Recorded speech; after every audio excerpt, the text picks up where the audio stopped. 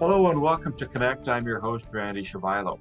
On today's show, we'll have the CEO for the Saskatoon and Region Home Builders Association, Chris Guérette, who will be here to talk about the HomeStyles Home and Renovation virtual show this year, as well as some updates on the construction industry.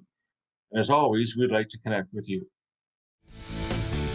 Follow us on Facebook to watch new and past interviews, or email us at connectyxe@gmail.com.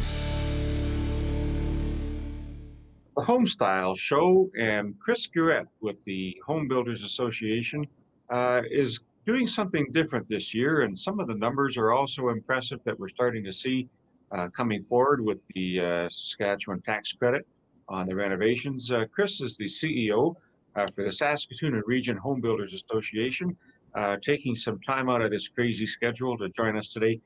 Thanks, Chris, for joining us and giving us some time. Thanks for having me, Randy.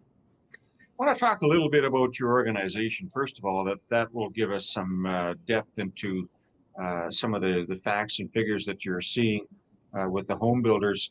What does the association do, and what does your typical day look like?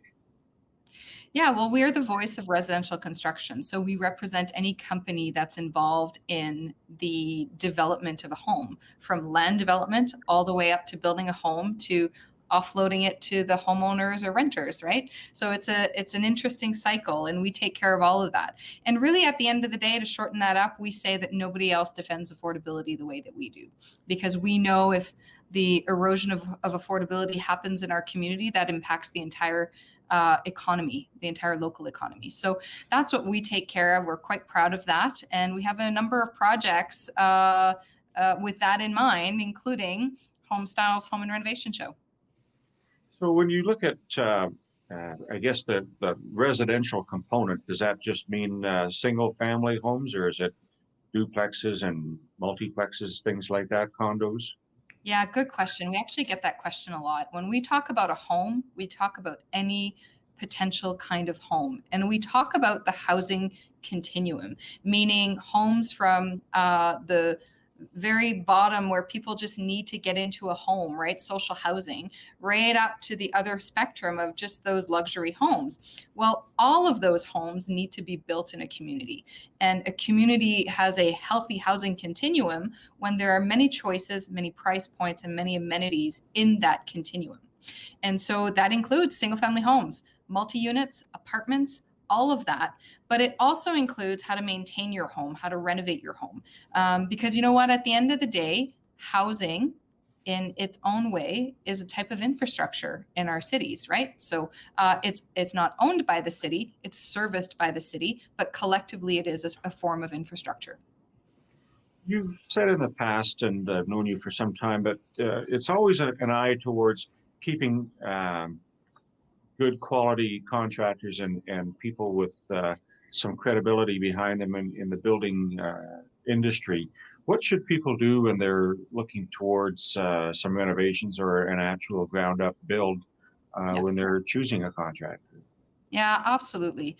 It always surprises me how important housing is, yet how little regulations around, selecting the professional to build your home or invest in your home. So we like to say that we bring those standards higher than what any government has brought forward recently. And those standards include things like, are those companies certified? Do they have a commitment to safety for not only themselves, but their workers and the homes in which they go? And education. Are they investing in themselves? Are they part of their professional community? Do they make each other better and continually raise the bar? So those are some of the questions that we look into. And of course, most importantly, third-party warranty, right? Not only when you buy your home, understanding what that is, but also for renovation work. That also is an option. So there's that protection factor there for both the homeowner, but also for the business owner as well, right? Misunderstandings happen all the time, and they're especially heightened when it's such an emotional piece, your home. And so those are some of the standards to look for, and you can certainly find out more details about all those standards on our website at saskatoonhomebuilders.com. What happens when you're looking at this upcoming season? We're into spring of 2021. We have these tax credit. Has that kind of lit the fire, so to speak? Are we seeing some traction, and what can you share with the numbers you're seeing so far? Yeah, well, we were really happy to see that a provincial government committing to that, especially during a time when people are looking to renovate their home, not because they only want to, but because they have to, right? They're working and they're living and they're doing school all in one place. It requires some shifting. And so we were happy to see that. So far, we're seeing a 7 to 10% increase in renovation permit activity, but it's also important to realize that not all renovations require a permit. So the activity in the market is likely larger than 7 to 10%, but in terms of permits required for a renovation, that's the kind of increase that we're seeing. And we're seeing an increase. My apologies, we're seeing a 30% increase, but we are seeing a 7% increase of certified professionals being used. So really, when you take a look at 30% increase, people are absolutely taking the advantage of that renovation tax credit. What's also really nice about that renovation tax credit is that it forces people and companies to put things in writing. If you want to utilize that tax credit, you have to have a contract. You have to have that in writing. And unfortunately, in the renovation market, it contributes a tremendous amount to the underground cash economy. Those companies that are maybe not as professional as we would like, and it's hard to tell the difference between all those companies. But when you have a tax credit, it forces all of those dollars to stay above board and actually hit the government coffers. So when we have some of the new development happening in greenfield, suburban types of, I guess, of that economy, what happens with infill? Does that involve your association at all, or does that just kind of limit it to new home builds in suburbs? Absolutely. Infill, densification, as well as greenfield. And really, it's about having that balance that works for your municipality, and each municipality is different, but at the end of the day, you want to maximize what you're able to do with the infrastructure that you have so that you can keep your additional fees lower. And so it's a fine balance: how much greenfield, how much infill.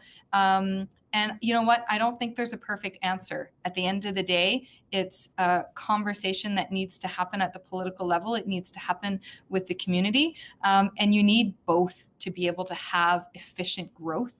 It's just finding that magic balance between the two. How does it look from your perspective? I guess if I'm going to borrow money with a mortgage to get a house or my renovations, both on the investment side of things for your dollar amounts, are they climbing, or are costs getting somewhat prohibitive? What's your front end look like there? Well, I've been in the housing industry for about 10 years now, and that conversation doesn't go away. Everybody's looking for that magic ball. Is this the right time, right? Is this a good time for a mortgage, or should I wait a year? Should I have done it last year? And that housing bubble that keeps coming up, in the news articles all the time. And I think, at the end of the day, I like to remind people that housing is a very local issue. So if you're getting your news from a national level about what you should and shouldn't be doing or shouldn't be investing in locally, we're missing the boat a bit. Housing is very, very local, which means you need to have a pulse locally on what's happening, and you need to tie into those local experts, right? And housing is also a very personal decision. So you need to tie both of those together, and there's no magic formula there. Certainly, I'm going to say right now there are three things that are working in your favor if you are considering buying. There's those low interest rates. There's that PST credit on a new home, and the market's really busy right now. People are looking at working from home differently, and we have a really good opportunity locally right now, especially in Saskatchewan, in terms of those are two policies that you're not seeing elsewhere. So oddly enough, this is a good time, but it's also a good time if it means it's a good time for you personally. And what are we seeing here in Saskatoon? I guess we'll drill down a little bit to that. What is your front line from the trenches information sharing with you in terms of availability of housing stock and labor and supplies? If we're hearing that, the price of lumber is going up. Is it a good time to start looking for something now, or maybe just hold off a bit? So I think it's going to be really important over the next 2 years to really be watchful of inventory levels. And this is really not going to be the time to bring in any additional processes to the home building sector or land development areas or fees. We're going to have a challenge trying to keep up. And so the next 2 years will absolutely have to be mindful of that.